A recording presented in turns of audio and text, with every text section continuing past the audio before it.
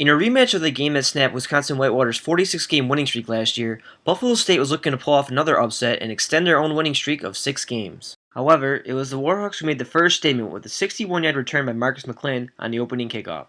There were a total of 7 missed tackles on the return, but Marquise Artis and Justin Medley eventually brought him down at the 29-yard line to prevent him from scoring. Warhawks quarterback Matt Barrett capitalized on the shortened field with a 34-yard deep ball over the hands of the defender to Tyler Huber for the score. Great job by Huber to maintain possession. Let's take another look. As you can see from the replay, Huber juggles the ball and uses his body to prevent the ground from forcing an incompletion. After a 3-and-out on the Bengals' first possession, the Warhawks drove down the field and Eric Kindler converted the 21-yard field goal. On the ensuing kickoff, Mike Doherty begins his return, but Dylan Moring jars the ball loose with his shoulder pad and teammate Chris Treptow recovers the ball at the 31-yard line. Set up once again in great field position, Matt Barrett avoids the pass rush and hits Kyle Christensen with a 3-yard touchdown pass to take a 17-0 lead. After a 3-and-out by the Bengals offense, the Warhawks decide to get tricky with the wide receiver option play. As the defenders close in, Steve Morris sees Jake Kumro breaking down the field and a 2-hook up for a 36-yard touchdown pass. Warhawks lead 24-0 with time still left in the first quarter. The Bengals finally got a first down in their third possession, but Marcus McClin intercepted Casey Kaz in the next play. McClin read Kaz's eyes and stepped in front of the pass intended for Mike Doherty. Facing a 4-man rush, Matt Barrett finds time to survey the field and threads the needle to Jake Kumro for a 19-yard touchdown pass. Just 7 seconds into the second quarter, and the Warhawks are now on top 31-0.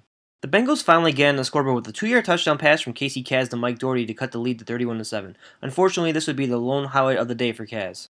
The Warhawks would respond on the next drive, with Matt Barrett throwing a screen pass to Justin Howard. After making the defender miss, Howard takes it up the sideline 32 yards for the score. It was Barrett's career-high 4th touchdown on the day. The Warhawks are now up 30-7, and they're not done yet. Just 2 plays later, and the Warhawks defense will come up big once again. Kyle Wismer recognizes the speed option and goes directly after Kaz to force the fumble. With the ball bouncing around, Andrew Keister scoops it up and takes it back 30 yards for the score. It's now 45-7, and that'll be the end of the day for Kaz. The Bengals put their backups in for the start of the second half, and it didn't matter. Different players, same result.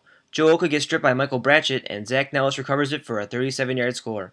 When will it end? Warhawks up 52-7. At this point in the game, it was all about running the clock out. The Warhawks drove down the field, and Eric Kindler hit his second field goal. This one was from 30 yards out. Despite the blowout and the rain, many fans stayed until the end, and they were rewarded with a second Bengals touchdown. For freshman Trey Jones, the 4-yard score was his first collegiate touchdown. That wraps up for the scoring. Warhawks 55, Bengals 14. We were confident coming into the game. We felt like we could do some good things offensively.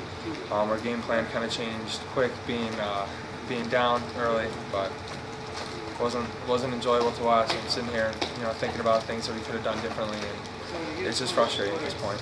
How will this loss affect the team? Hopefully not too much. I mean, we got conference play coming up, which is important. And that being said, this game is the least important of the 8 games we had remaining on our schedule coming into this week. This game is done. It's out of the way. We're going to move on. Does this make a revenge game for Whitewater? I think so. I mean, they said it's not a revenge game. But when you get down to it, they have to have a chip on their shoulder for what happened last year. And I think they showed coming out that they're going to play hard. What was it that the biggest thing that led to the victory last year? I know this, that as the game grew on last year, we gained confidence as we were playing. This year, they kind of took it out of our hands very quickly.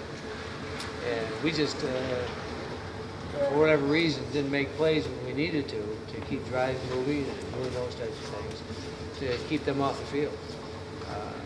Their offense saw way too much of the field in that first half. And a lot of that was, again, we gave up the 21 points just on our own efforts. So you got to say that you look at these things, and the reason you look at them is to make sure that the lessons are learned. Made a lot of mistakes. The big thing is a good team does not make that same mistake next week.